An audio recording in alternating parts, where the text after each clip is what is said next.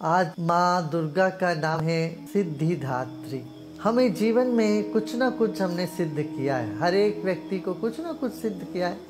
घर की महिलाएं खाना बनाने में वो सिद्ध हो गई।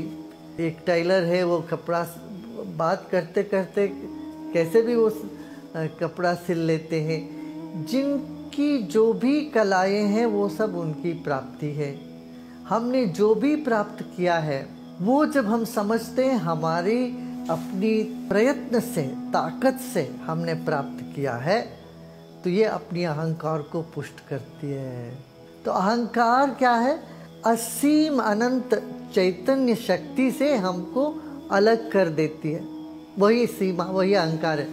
अब मैं इतना ही, मैं अपने आप को सिर्फ शरीर के भीतर जो है उतना ही समझता हूँ, और मेरा बंधु भगिनी पास आस पास के लोग हैं, इतने को ही मैं अपना समझता हूँ। तो ये सीमित कर देने वाले अहंकार, उसकी पुष्टि जब हम अपने सिद्धियों को या अपनी क्षमताओं को, अपनी प्राप्तियों को अपना मानते हैं, अपने प्रयास से किया है ये मानते हैं, तब होता है। ऐसा ही अपनी कमजोरियों का भी है। हमें ये कमजोरी है ऐसे समझ के हम बैठते हैं, तो वह भी हमारे अहंकार को नकारात्मक रूप से पुष्ट कर देता है। जब हम ये बात समझ लेते हैं, ये मानते हैं ये भगवान से दिया हुआ आशीर्वाद है, तब भी अहंकार टिकता नहीं है, तरल हो जाता है। जब अहंकार तरल होता है तो आत्म चैतन्य में स्थित हो जाता है। नहीं तो मैंने ये किया, वो किया, ऐसा किया, वैसा किया, दूसरों ने मेरे साथ ऐसा किया, वैसा किया,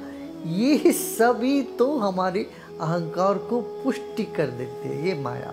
हम इन सब से अपने आप को छुटकारा पाकर अपने आप में विश्राम करें। क्यों? भगवान दृश्य नहीं है, दृष्टा में है। ये सुनने में लगता है, कई बार समझ में नहीं आएगा, ऊपर से चला जाएगा बात। हाँ, दृष्टा भगवान तो ऐसा तो नहीं लगता, सामने तो दिखता, मूर्ति दिखते हैं तो लगता है सामने दिखने वाले को ही भगवान मानते हैं। वो ठीक है, शुरू में ऐसे ही मान के चलते हैं, मगर आगे चलते चलते जब ध्यान में उतरते हैं तब अद्वैत की अनुभूति हमको मिलती है। माने दूजा कोई नहीं है। इतना प्रेम घनिष्ठ हो जाए, इतना अगाध प्रेम हो जाए, तब दूजा नहीं। ये बात हमको अनुभव में आने लगता है। इसी को अद्वैत का ज्ञान बोला गया। तो क्या जो हमने प्राप्ति नहीं की अभी तक, जो हमको भी प्राप्त नहीं हुआ, ये जान लेना, ये तो हमको ये माता है, माँ देने वाली है, इसका सब सिद्धिदात्री है।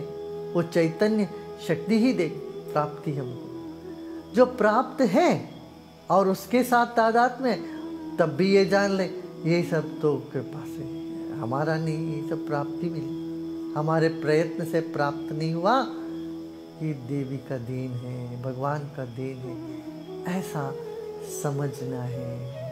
यही उपासना का लक्ष्य ही है।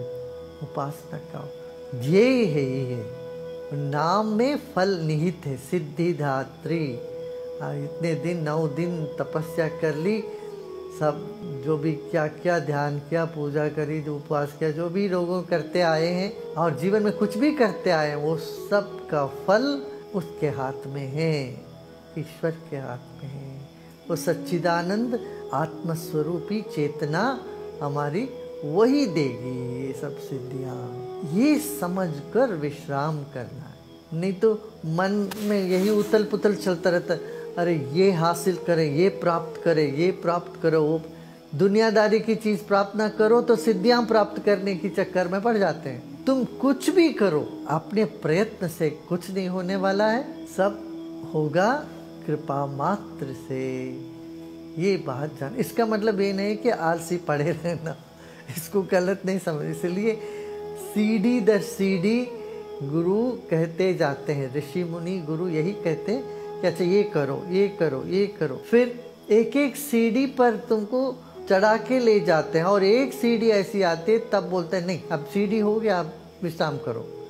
सीढ़ी में कोई नहीं बोलता अब सीढ़ी पे विश्राम करो। जब मंजिल के अंदर सीढ़ी से चढ़कर ऊपर मचान में चले जाते हैं, फिर मचान में जाके बोलते हैं अब विश्राम करो, अब चढ़ने की चेष्टा न करो। इस तरह से सीढ़ी दर सीढ़ी चढ़ते वक्त बोलेंगे ये करो, फिर बोलते हैं कि नहीं ये सो छोड़ो, अभी ये करो, अभी ये छोड़ो, ये करो। और जब भी तुम अपने अहंकार को पुष्ट कर देती हो, आप जब भी अपना अहंकार को पुष्ट कर देते हो कुछ कर कुरा के, तब वहाँ पर एक लट पड़ती है।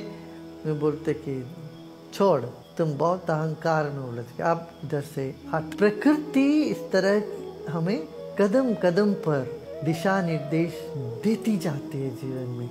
हमें क्या करना, हर परिस्थिति में इतना ही ध्यान रखना है, जो भी मैंने पाया अपना प्रयत्न, अपना योग्यता के कारण ने, योग्यता जो भी मुझ में है वो भी ईश्वर का प्रसाद है, जो किया वो सब प्रसाद है।